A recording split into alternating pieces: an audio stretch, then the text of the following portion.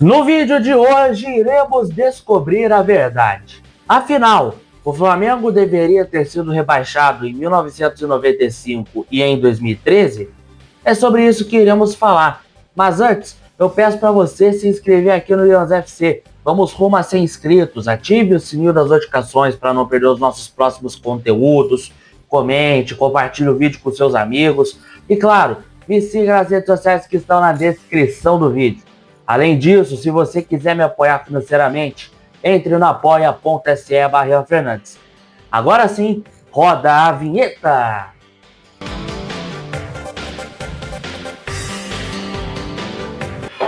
O Flamengo, como todos sabem, é o clube de maior torcida do Brasil e uma das maiores torcidas do mundo. Além de ser o brasileiro que mais conquistou taças Libertadores. Foram 4 títulos, 1981, 2019, 2022 e 2025, sendo essa a conquista mais recente. 9 títulos do Campeonato Brasileiro, 5 taças da Copa do Brasil, único carioca campeão do mundo, maior vencedor do Campeonato Estadual e tantas outras conquistas que a gente não vai citar todas aqui porque senão o vídeo vai durar 2 horas. Porém, nem só de glórias viveu o maior clube do Brasil. Em algumas temporadas, o time viveu instabilidades dentro e fora do campo, respingando em campanhas do Campeonato Brasileiro, onde há alguns anos chegou a flertar com a ameaça do rebaixamento para a Série B, escapando apenas nas últimas rodadas, como foi o caso de 2001, onde venceu a equipe do Palmeiras por 2-0 em jogo lá em Juiz de Fora, no estádio Mário Helênio, escapando do rebaixamento na última rodada da fase classificatória. O Marcos pede atenção ali para a movimentação da sua defesa, o Fernando e o Rota na área, bola cobrada, a rua subiu!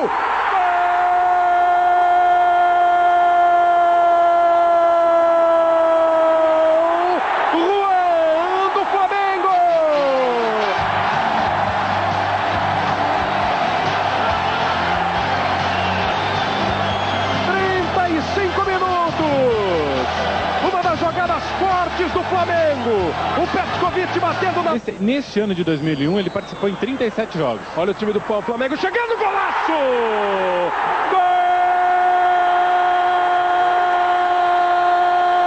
Golaço! Roma! No ano seguinte, o rubro-negro também viveu essa situação e escapou na rodada final.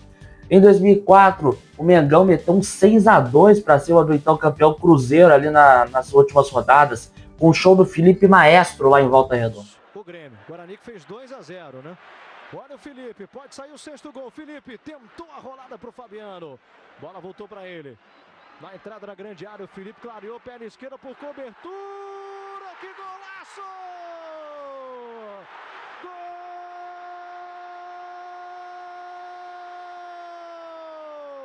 É do Flamengo, um golaço do Felipe!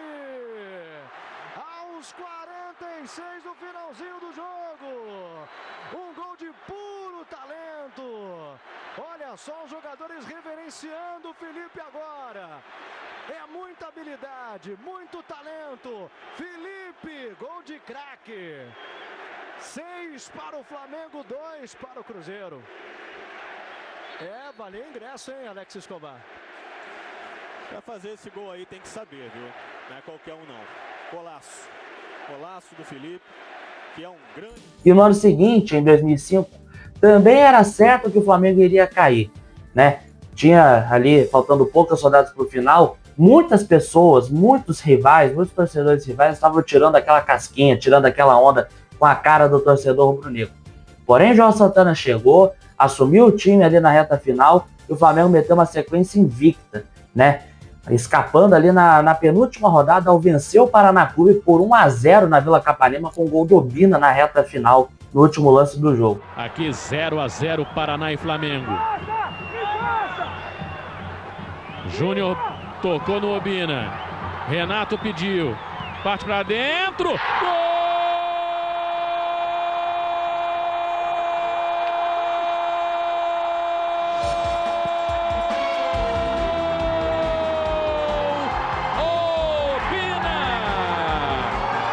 aos 47, Obina, o gol da permanência, o gol que mantém o Flamengo na primeira divisão. 47. 1 para o Flamengo, 0 Paraná. Obina, sexto gol dele.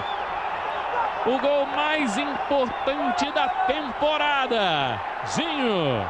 Aí o Obina, que foi muito cobrado, né, questionado por causa de peso, fez aí o gol mais importante da temporada, numa boa jogada do Júnior, que arrancou muito bem também. Apita Leonardo Gaciba, o abraço no Obina. Chora muito emocionado. Com esse resultado, o Flamengo vai a 51. Permanece na primeira divisão sem depender de outros resultados. Obina fez. Flamengo 1, Paraná 0. Jogo encerrado. Foram anos terríveis para o time do Flamengo. Com salários atrasados, problemas políticos, demissões de treinadores e crise financeira, né? E aí, né, após esses momentos difíceis ali do início do século, o Flamengo teve uma certa estabilidade na reta final da década de 2000. Com o título da Copa do Brasil em 2006, a arrancada final no Brasileiro 2007 e o título em 2009 do Campeonato Brasileiro, naquela arrancada histórica também. Além do tricampeonato carioca em 2007, 2008 e 2009. Porém, vira ali a década e o Flamengo, né, volta a ter muitas crises ali, né, financeiras, problemas de jogadores extracampo, como foi com o Adriano, o goleiro Bruno matando a Elisa Samúdio, assassinando a sua mulher e sendo demitido, né, merecidamente, né, porque, né, lugar de homicídio é na cadeia.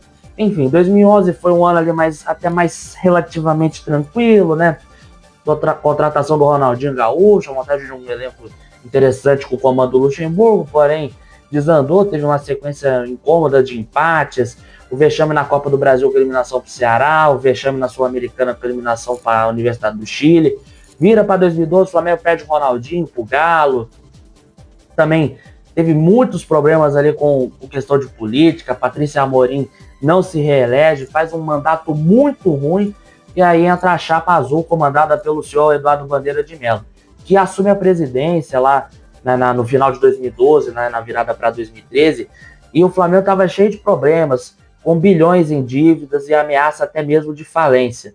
Porém, o Bandeira arruma a casa, ganha a Copa do Brasil no primeiro ano ali do seu mandato, ainda vive ali muitas instabilidades, né, com crises, campanhas esportivas muito decepcionantes, muito ruins, e o clube só se estabiliza mesmo ali de 2016 para cá, né, com contratações de grandes jogadores e tal, e aí, né, pagamento de dívidas, Flamengo ali com saldo financeiro positivo depois de anos operando no vermelho, até que os frutos são colhidos, né, de 2019 para cá, o Flamengo conquistou 3 títulos de Libertadores, 3 brasileiros, 2 Copas do Brasil, 3 Supercopas, 1 Recopa, 5 Cariocas e 2 vices no Mundial de Clubes, que é a obsessão do time rubro-negro desde que a chapa azul foi eleita lá em 2012. Agora vamos voltar ao assunto do vídeo. Afinal, era para o Flamengo ser rebaixado em 2013 e em 1995? A gente começa lá nos anos 90, em 1995. E a resposta é não. O Flamengo não deveria ter sido rebaixado naquele ano. Mas por quê?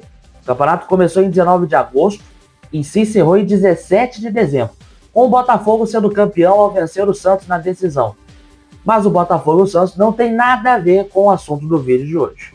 A fake news que foi reproduzida ao longo dos anos foi a de que a CBF mudou o regulamento durante a disputa do campeonato, diminuindo de 4 o número de clubes rebaixados para 2, visto que o time rubro-negro naquele ano estava fazendo uma campanha bem decepcionante, ainda mais que era o ano do centenário do time, e pelo investimento feito, com a contratação do Romário, do Edmundo, do Branco, estava sendo um desastre. Porém, segundo a matéria da Folha de São Paulo, que foi publicada no dia 18 de julho, ou seja, faltando um mês apenas para a bola rolar, o Clube dos 13 aprovou o calendário e o regulamento da competição, que previa 2 grupos, com 12 times cada, e 23 rodadas se a gente for somar o primeiro e o segundo turno.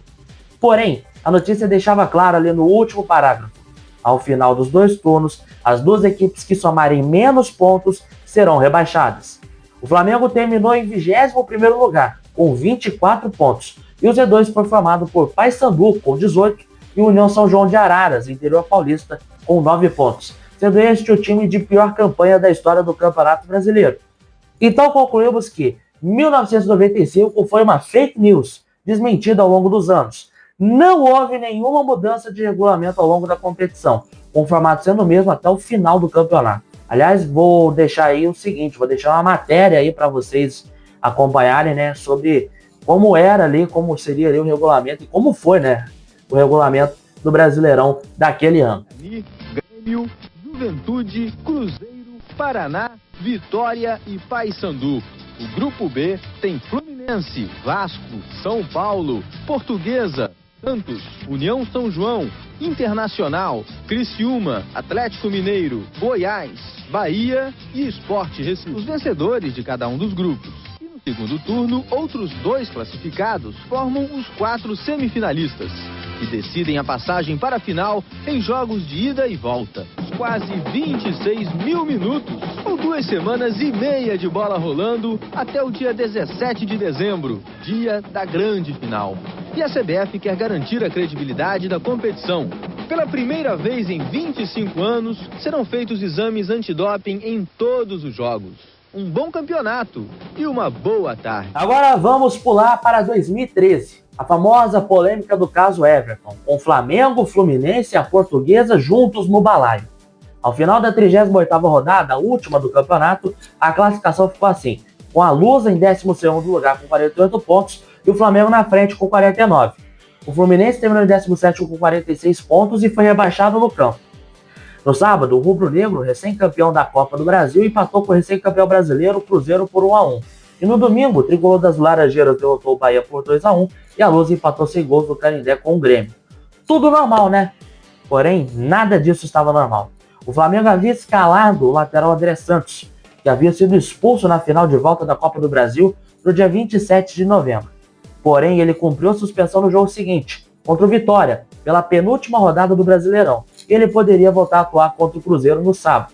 Porém, no dia anterior, na sexta-feira, dia 6 de dezembro de 2013, a última antes da rodada final do Brasileiro, houve um julgamento na STJD para definir se André e Everton poderiam jogar ou cumprir mais uma suspensão. Ambos foram punidos, né? Porém, o Flamengo argumentou que André já havia cumprido a suspensão no jogo contra a equipe do Vitória e ele deveria atuar no sábado. Mas a STJD argumentou que André deveria cumprir a suspensão contra o Cruzeiro, ou seja, imediatamente após o julgamento. Segundo o site Monitor Mercantil, o único registro que se tem na internet sobre a prévia de Flamengo e Cruzeiro e a suspensão de André Santos foi do Portal Terra, às 7 horas e 39 minutos do dia do jogo, ou seja, menos de 2 horas antes do início da partida. No dia seguinte, Lusa e Grêmio entraram em campo.